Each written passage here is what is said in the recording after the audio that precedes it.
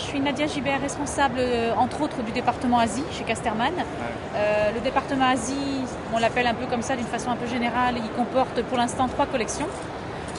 La collection Saka qui est plus une collection japonaise, qui se lit dans le sens de lecture japonais. La collection Hanguk qui est une collection coréenne et la collection qui vient de démarrer, Washu, qui est une collection chinoise. Voilà. Caster, c'est un label qu'on a créé de toutes pièces et avec que des auteurs issus d'Internet. C'est-à-dire qu'on a eu quelqu'un qui est arrivé chez nous, Didier Borg, qui s'en est occupé et qui s'en occupe toujours et qui œuvre beaucoup, qui ne connaissait aucun auteur. Et donc il s'est dit pour développer quelque chose, alors on avait une cible, on savait ce qu'on voulait faire, mais on s'est dit ben voilà, comment l'appréhender, est-ce qu'il faut aller faire les festivals, etc. Et donc il s'est connecté sur tous les sites, il est allé sur les forums, sur les blogs, il a exploré vraiment de fond en comble l'internet et ça a donné les bouquins qui viennent de sortir et surtout une autre manière de voir la bande dessinée. Alors là on est dans la bande dessinée, on n'est plus dans le manga, mais de voir la bande dessinée, c'est-à-dire qu'il participe au forum, il y a une vraie interactivité. On a créé très vite un site et il y a une vraie interactivité qui commence à naître. Les bouquins ils sortent au mois de mai, donc c'est très récent. Mais ça fait 1 an qu'il travaille dessus, qu'il parle, qui fait agir des choses sur l'internet. Donc c'est vraiment là pour le coup on est en plein dedans.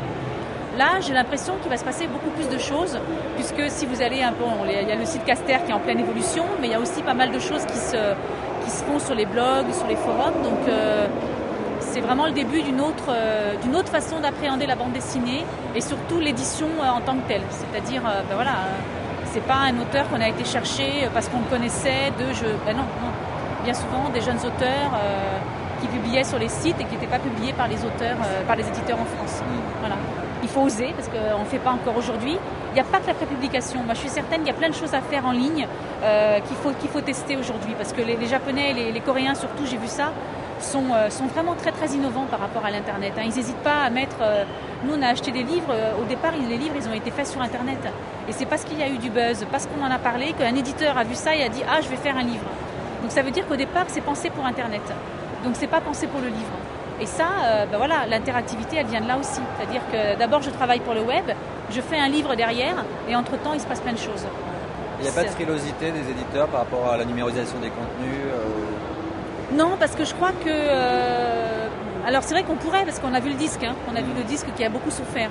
Aujourd'hui, on voit bien que malgré la numérisation, malgré les téléphones portables, malgré les iPods, malgré tout ça, le livre se porte bien. Donc ça veut dire qu'il y a quand même une culture livre qui est importante en France.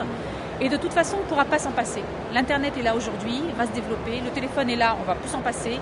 Donc ça serait ridicule de se dire on ne veut pas voir, on ne veut pas y aller. Il vaut mieux l'anticiper et essayer de le gérer plutôt que de se retrouver devant le fait accompli, d'avoir tous nos contenus qui vont sur Internet sans comme ça pouvoir gérer quoi que ce soit. Donc non, je pense que chaque éditeur, et en tout cas nous Casterman, on est vraiment très attentif et voire un peu proactif, mais là j'en dirai pas plus parce que c'est en pleine recherche sur tout ce qui est à faire autour du téléphone et de l'Internet, ça c'est sûr.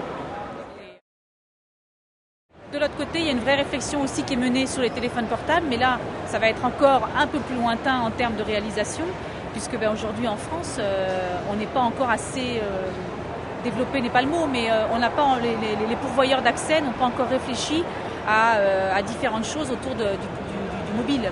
Aujourd'hui, si vous voulez lire un manga sur Internet, ça va vous coûter cher en connexion, et donc ça veut dire votre forfait va en prendre un coup.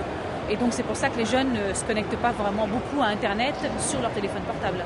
Honnêtement, moi ça ne me fait absolument pas peur. Je ne pense pas que ça va nous... Alors peut-être que dans 10 ans on en reparlera, on ne sera peut-être plus là. Mais en tout cas, je ne crois pas que ça va changer nos habitudes. Ça va faire évoluer le métier d'éditeur, ça c'est sûr. Ça va faire aussi évoluer le métier d'auteur, parce qu'il va réfléchir différemment. Et pas uniquement avec la finalité du livre. Et donc ça va peut-être, à mon avis, ouvrir des espaces qu'on n'a pas aujourd'hui. Enfin, moi je pense ça. Voilà.